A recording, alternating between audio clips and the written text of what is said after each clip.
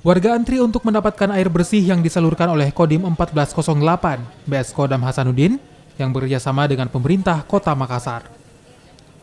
Bantuan air bersih dipusatkan di Jalan Sultan Abdullah, Kecamatan Talo, Kota Makassar.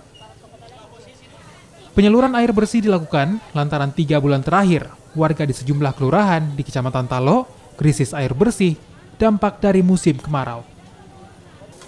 Sebelumnya, warga juga harus mengeluarkan uang 10 hingga 20 ribu rupiah untuk membeli air bersih guna memenuhi kebutuhan sehari-hari.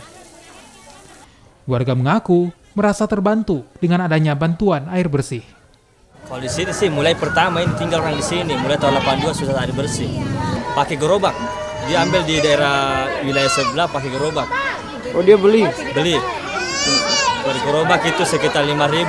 Sedangkan per rumah itu masyarakat di sini minimal 2 gerobak per hari dia butuhkan. Kelurahan Talo, Kecamatan Talo, di mana kita sadari bersama bahwa musim kemarau yang cukup panjang ini mengakibatkan beberapa wilayah di Kota Makassar mengalami kelangkaan air bersih.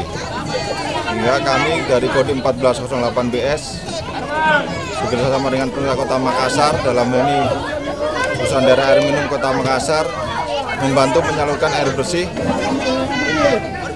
untuk bisa diterima oleh masyarakat yang membutuhkan.